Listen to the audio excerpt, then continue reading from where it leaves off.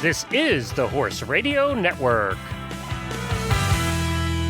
This is episode 845 of Horse Tip Daily. A different horse tip, a different equine topic, a different equestrian expert every day. Horse Tip Daily brings the world of equine knowledge to you, one day at a time.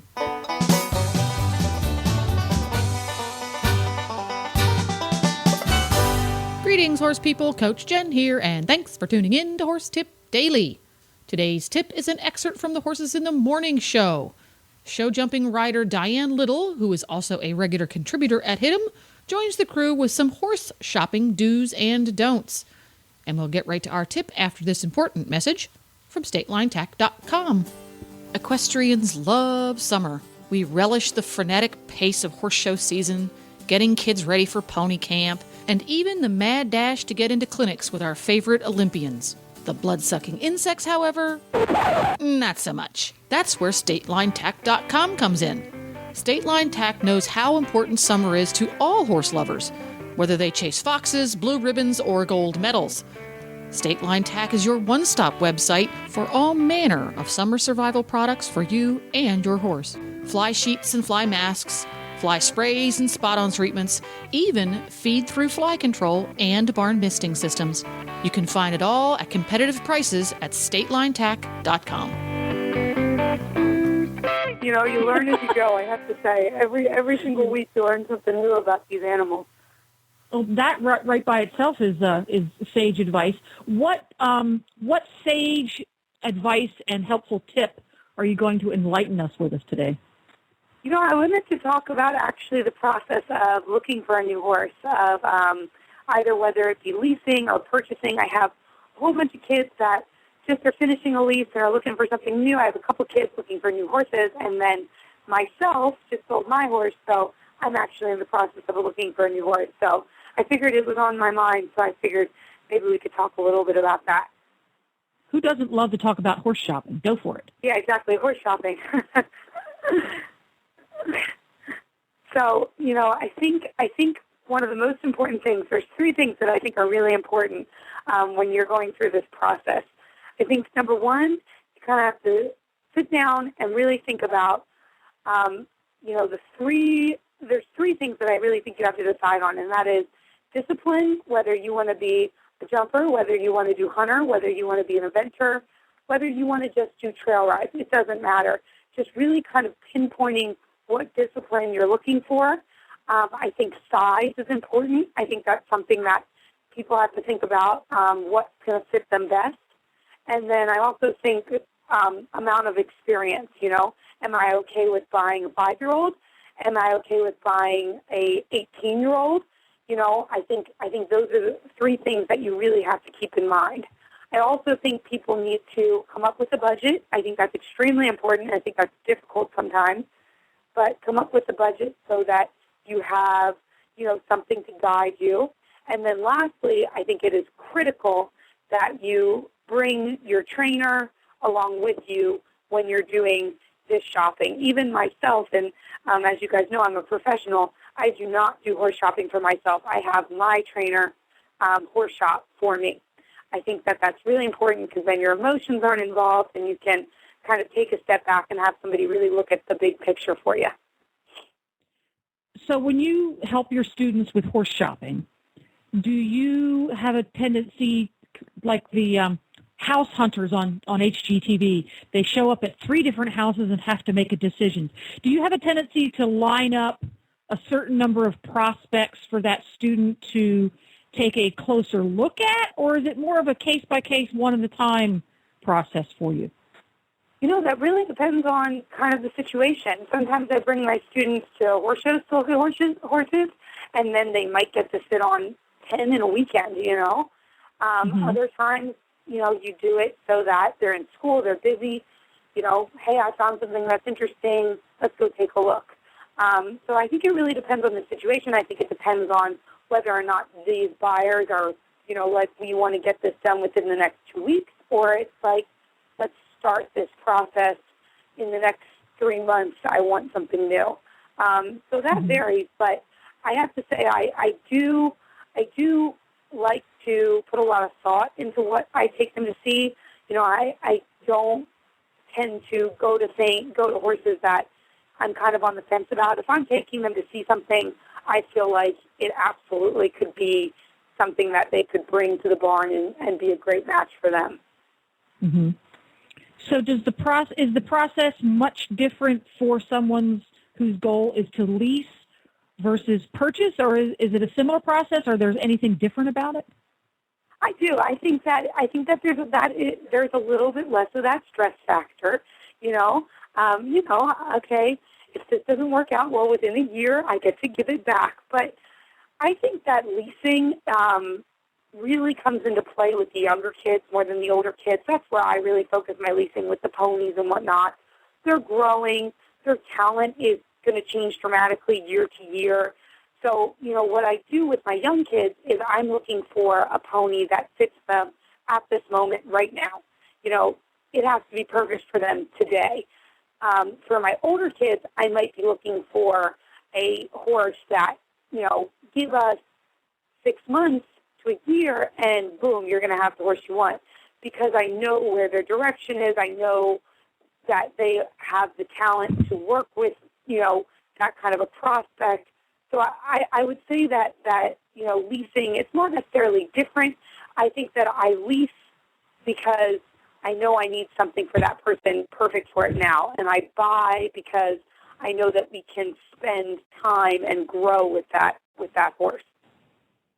I got to tell you, listening to you, Diane, you sure have a lot more, I'm trying to think of the word. You definitely have more patience, but you also have more intelligence when it comes to it, because I get way too emotional. And I get almost emotional when I'm buying horses for other people, too. And when I take a kid to see a horse, I sit on the horse first, of course, and I'm like, okay, I really like this horse. Do I like it for me, or do I like it for them? And I really have to separate myself from this horse for them versus this horse for me. Do you ever find that you have that problem when you're getting a horse for somebody else? Yes, that is difficult. I think that the trainers have just as much anxiety sometimes about these purchases as the buyers, because we do not want our clients to buy a horse or a pony and it not work out for them. I really, really want when we're finished with this process, it to be the right horse, them to be successful in competition, their goals to be met. So that can be tough, for the trainers as well, to be able to be, sure about these purchases and knowing that it's going to be the right one. And yes, absolutely, I sit on these horses as well, and I'm like, oh, I really like this. Oh, it feels good. But, my note to self always is like, yeah, but if this horse is even the least bit strong for me, imagine what it's going to be for my 13-year-old. Or, this one is really bulging right on me. Well, maybe that's too much for them to handle. So I do have to take that step back and really look at it, try to look at it from their perspective as well as mine. You feel a sense of responsibility. If you were the one that aided the process and told them that this was going to be the right match, you feel a very large amount of responsibility for their success. Now, these are still animals, and just because they have a couple bad shows doesn't mean it was the wrong decision by any means. But when I am the one that found the horse, when I am the one that was part of that process of going ahead with the purchase, I definitely feel like it is my responsibility to make it work for them. And also, if for some reason it doesn't work, I always feel like it's my responsibility to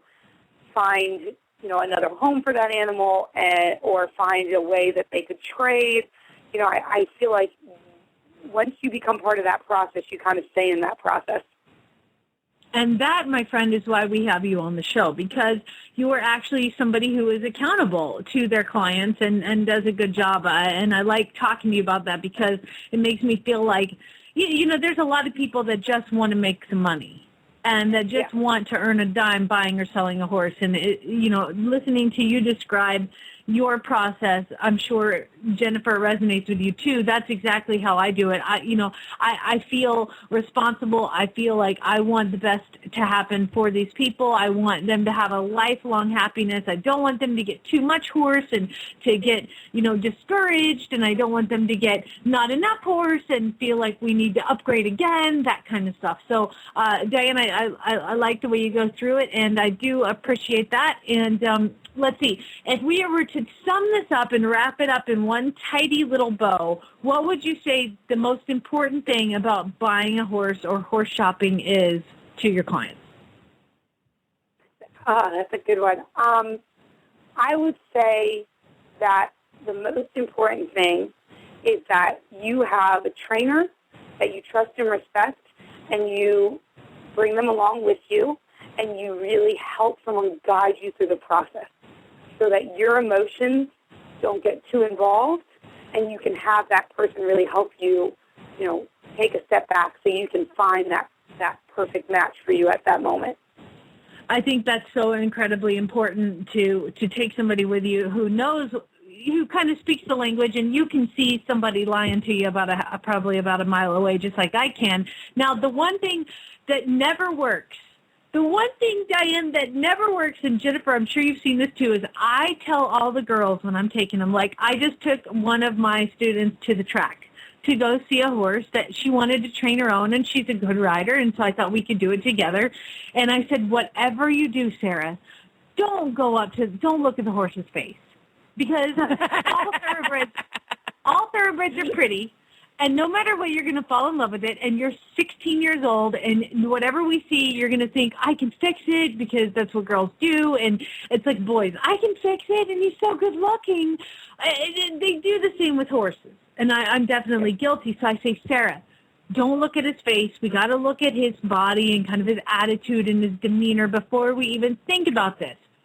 Well, she got to the barn 5 minutes before I did. I go they're like, oh, he's in the fourth stall. And I walk in the stall, and there is Sarah. She's got his face in her hands, and she's stroking his nose, and she's kissing him. I'm like, that's it. You're done. We're toast.